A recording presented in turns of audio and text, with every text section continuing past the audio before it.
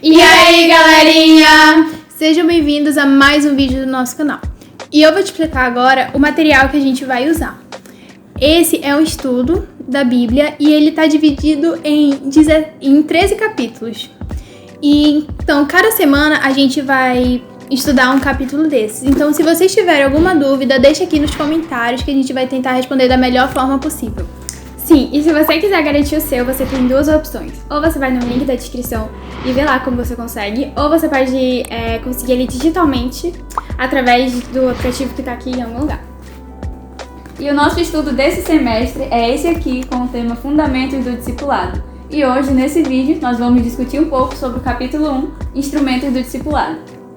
E para introduzir o nosso estudo, é importante te lembrar que cada geração da humanidade destacou diferentes aspectos do cristianismo. Em algumas épocas, eles destacavam a doutrina como principal fonte, outros a experiência. Em algumas épocas, vemos os cristãos atuando como as mãos de Cristo, servindo aos pobres e necessitados. Em outras, vemos eles atuando como os pés de Cristo, levando a mensagem do Evangelho a lugares desafiadores, onde a igreja não ousaria pisar.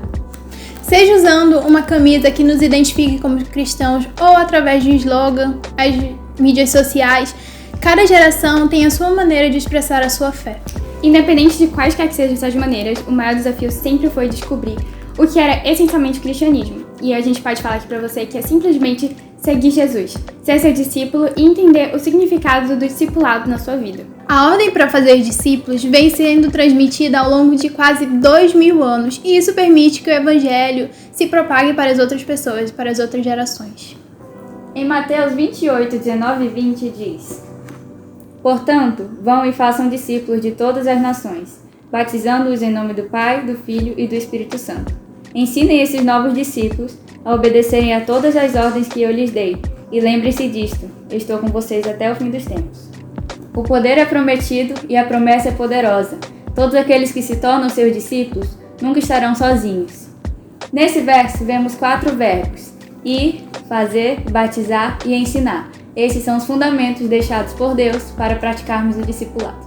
Embora esses verbos possam parecer ter ações diferentes, apenas um deles é o verbo principal.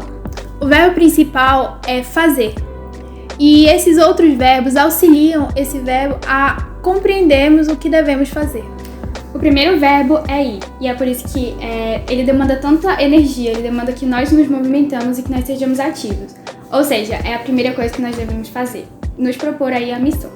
O segundo verbo fala de batizar, que é o marco inicial na vida de uma pessoa da caminhada dela com Deus, e é por isso que ele é tão importante.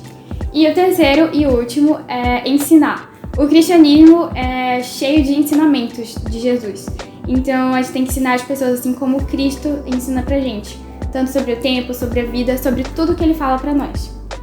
Embora essas 3 ações não sejam a ordem principal, elas estão relacionadas à ação principal, a ação de fazer discípulos. Esses verbos ensinam a metodologia do discipulado.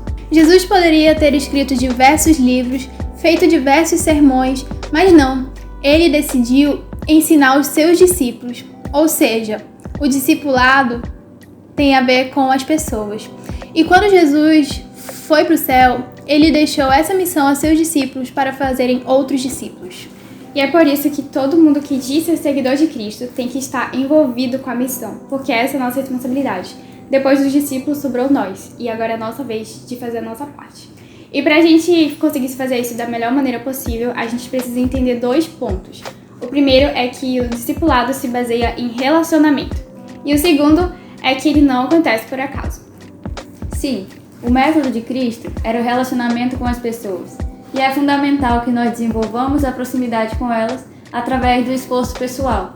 Se dedicássemos menos tempo a organizar sermões ou palestras e dedicássemos mais tempo a atuar como discipulado, veríamos melhores resultados.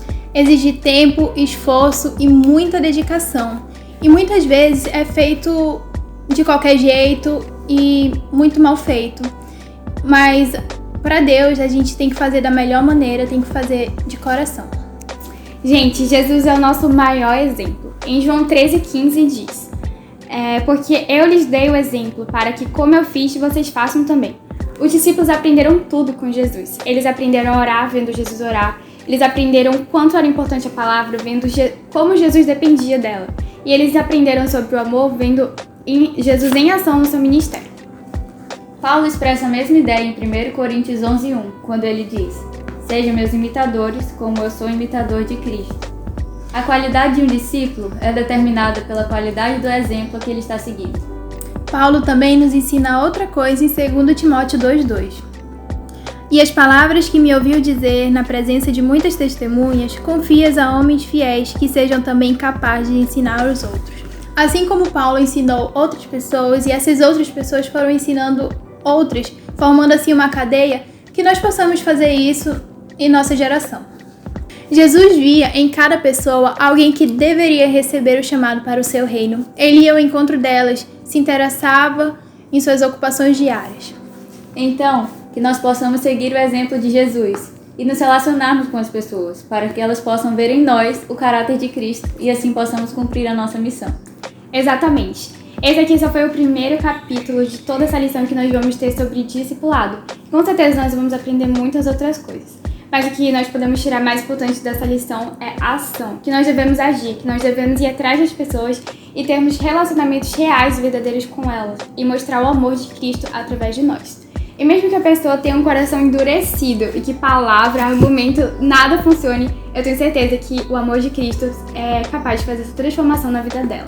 E lembrem-se, não são pregações que vão fazer esse trabalho, somos nós sendo realmente amigos das pessoas. E para finalizar, eu vou ler mais uma vez a grande ordem que Deus deu pra gente, que está em Mateus 28:19, que diz assim: Portanto, vão e façam discípulos de todas as nações, batizando-os em nome do Pai, do Filho e do Espírito Santo, ensinando-os a guardar todas as coisas que tenho ordenado a vocês. E eis que eu estou com vocês todos os dias, até o fim dos tempos. Então é isso, gente, não se preocupem, Deus está conosco e Ele vai nos ajudar a conseguir qualquer coração, tenho certeza. Então é isso, galerinha, esse foi o vídeo. Se você gostou, não esquece de compartilhar, se inscrever no nosso canal e dar aquele like e ativa o sininho para ficar por dentro de tudo aqui no canal. Tchau!